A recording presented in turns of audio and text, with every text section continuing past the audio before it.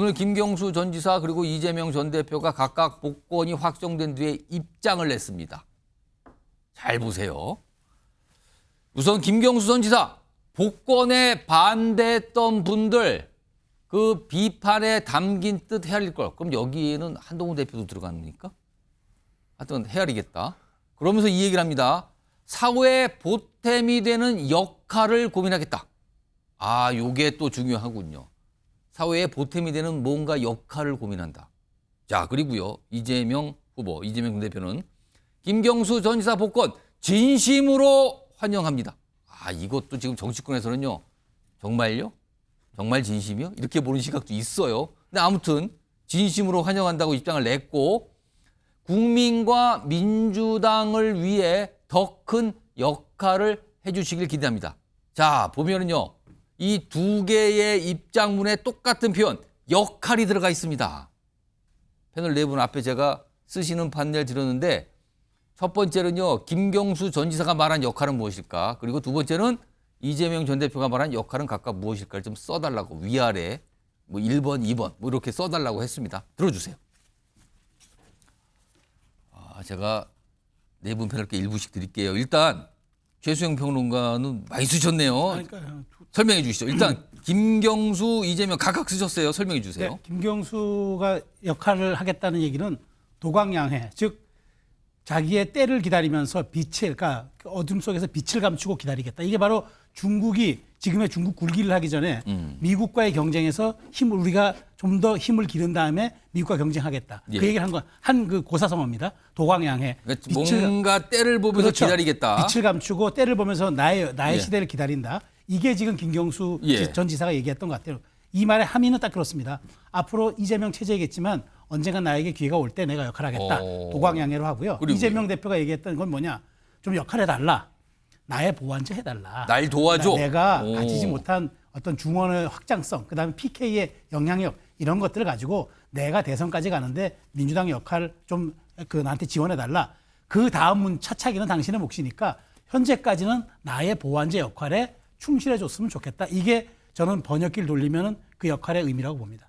다르네요. 아주 다르다. 아주 다르죠. 자, 그러면은 맞은편으로 가서 박찬환 교수님은 차차기, 근데 앞에는 차는 가로가 있는 차인데요. 네, 김경수 지사 입장에서는 이번에 승부수를 던져야 될지 아니면 차차기를 노리고 기회를 봐야 될지 이 부분에 대한 아마 이제 계산에 들어갔을 겁니다. 이재명 대표로서는 당연히 이번엔 나 도와주고 다음에 나와. 차차기다. 네, 이렇게 나오는 거죠.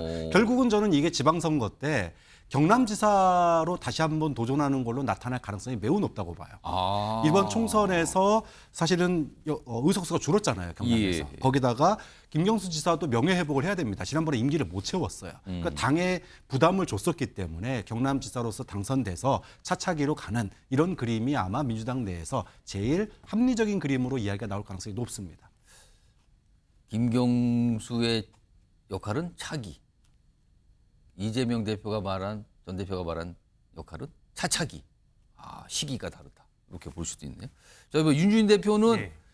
뭐라고 쓰신 겁니까? 1번은 복권이고 2번은 페이스메이커. 복권이요? 그러니까 저는 이번에 복권을 받은 예. 거에 좀 착안해서 내가 바로 다음 대선에서 긁지 않은 복권이다. 이건 우리가 통상 말하는 그 복권. 로또 복권 말씀드린 오. 겁니다. 그러니까 내가 정말 대박이 될 수 있는 새로운 대안이다 이렇게 생각을 할 것 같고요. 근데 이재명 대표 입장에서는 오히려 김경수 지사가 나옴으로써 일극 체제라는 비판을 좀 덜어낼 수 있게 됐거든요.